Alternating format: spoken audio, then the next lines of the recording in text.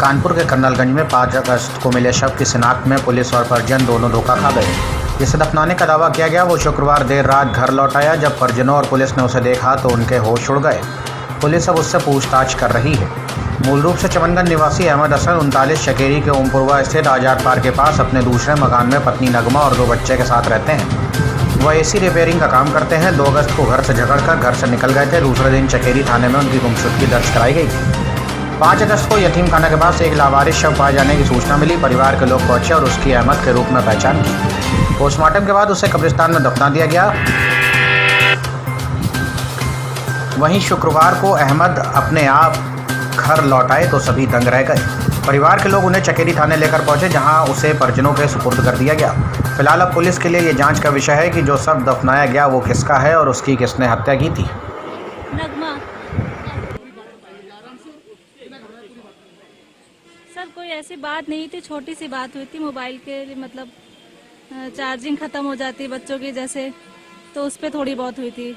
इस वजह से थोड़ा सा गुस्सा हो गए थे। हमने कहा चले गए तो आ जाएंगे थोड़ी देर में, और फिर जो है 2 दिन नहीं आए तो फिर हमने कंप्लेन करी।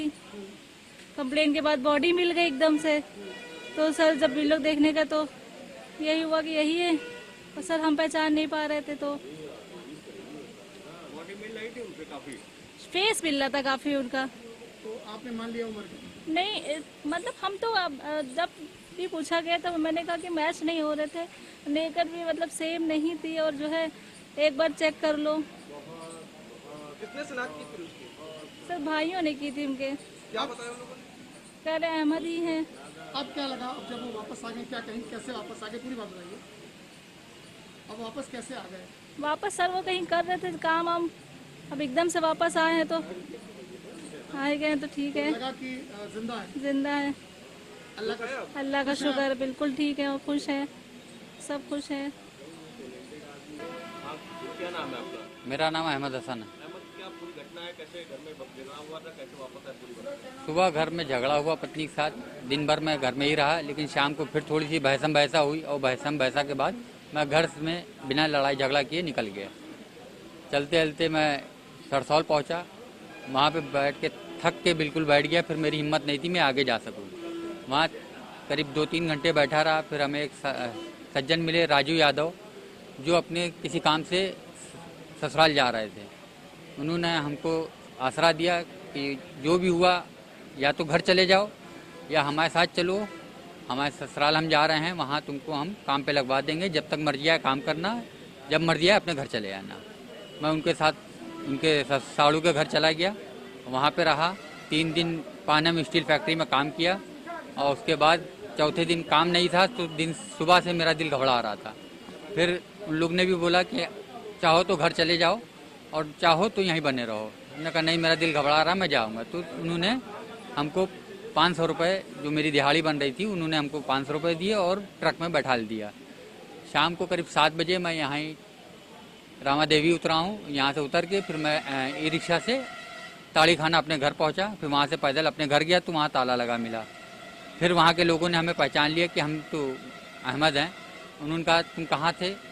फिर हमको बैठा लिया गया वहाँ पे। फिर पड़ोस में उन्होंने इंस्पेक्टर साहब को फ़ोन किया कि अहमद वापस आ गए हैं। इंस्पेक्टर साहब हमें लेके सीधे चकेरी थाने आ गए। जब वापस आए तो आपको क्या मालूम चला, आपके ना रहने पे यहाँ पर क्या क्या हुआ, कुछ जानकारी? आने बाद हमको पता चला कि तुम्हारी डेड बॉडी शिनाख्त हो गई है और तुम्हारा सारा हो चुका है, तुम मर चुके हो। हमें कहा हमें तो नहीं पता था, क्योंकि वहाँ पे ना पेपर था ना कुछ था। आप जब आए तो घर वालों को खुशी जाहिर हुई? घर वालों ने खुशी जाहिर की है, और बस आप आगे लड़ाई झगड़ा करने की बात? अभी तो फिलहाल नहीं है, अब आगे की फिर हम क्या बता सकते हैं। जो वो 100 जिसकी शनाख्त की गई थी वो कौन था, उसके बारे में कुछ जानकारी? नहीं, कुछ नहीं, हमें कोई नहीं जानता। परिवार में शनाख्त की थी, उनसे कुछ बातचीत हुई? नहीं, अभी हमें कोई बात नहीं। शनाख्त की थी? भाइयों ने की थी, हमें भाई से एक भाई से मुलाकात हुई है हमारी।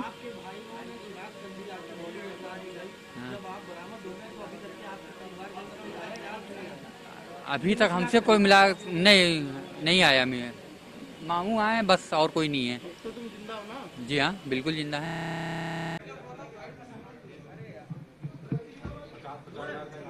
कर्नलगंज थाना क्षेत्र में बीते 3-4 दिन पहले एक बॉडी मिलती है, जिसके बाद परिजन शिनाख्त करते हैं, उसको दफना दिया। कल रात में वो मुर्दा जिंदा हो जाता है, क्या है पूरा मामला? देखिए, एक इंसिडेंट हुआ था जिसमें ये बताया गया था कि अपनी पत्नी से लड़ाई के बाद वो घर से पति चला गया है और इसी तरह की गुमशुदगी उन्होंने आके थाने पर दर्ज करवाई थी। उस गुमशुदगी को लेकर पुलिस जगह जगह तलाश कर रही थी और उसके बाद एक नॉर्मल प्रक्रिया है कि हम उसको वैसे भी लोगों से आसपास से पूछताछ करके तलाश करवाएंगे और फिर उस इलाके में या उसके आसपास अगर कोई डेड बॉडी मिलती है तो उसकी भी उनके परिवार वालों से शनाख्त करवाते हैं। जब एक डेड बॉडी दूसरे थाना क्षेत्र में मिली तो उसकी परिवार वालों को बुलाया गया। उनके परिवार में उनके पिता, उनकी पत्नी, वो सब लोग आए। उन्होंने देख के उस बॉडी की शनाख्त की। शनाख्त करने के बाद उनको बॉडी हैंडओवर कर दी गई पोस्टमार्टम के बाद और उन्होंने उसके लास्ट राइट्स फाइनल किए। लेकिन उसके बाद जो उनका परिवारीजन गुमशुदा था वो बरामद हो गए। तो जब वो बरामद हुए तो फिर ये दोबारा से हमारे लिए, पुलिस के लिए एक चुनौती थी कि इस जो ऑलरेडी इन्होंने शनाख्त जिसकी की थी वो कौन है, उसके फोटोग्राफ करके हम जगह जगह पोस्टर बनवा के उसको लगवा रहे हैं। दूसरा, मैंने एसपी वेस्ट को ये कहा है कि वो देख लें, जब डॉक्टर्स ने पीएम किया तो उसकी डीएनए सैंपलिंग की गई है, नहीं की गई है, और अगर डॉक्टर्स ने डीएनए सैंपलिंग नहीं की है तो एक मजिस्ट्रेट से परमिशन लेके बॉडी की एक्सह्यूमेशन की जाएगी। एक्सह्यूमेशन के बाद उसकी डीएनए सैंपलिंग करवाई जाएगी। हमारा पूरा प्रयास होगा कि जो दूसरे मृतक हैं उनकी भी प्रॉपर्ली शनाख्त हो जाए। ये परिवारीजनों के कंफ्यूजन के कारण या परिवारीजनों के उस समय गलती के कारण उन्होंने इसकी गलत शनाख्त की थी।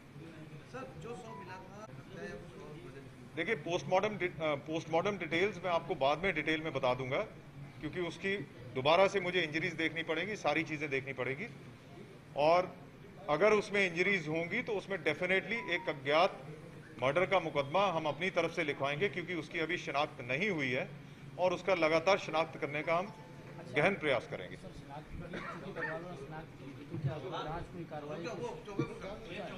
नहीं, देखिए, वर्दी जिस परिवार में इस तरह का कोई हादसा हो जाता उनसे कई बार कंफ्यूजन हो जाता है।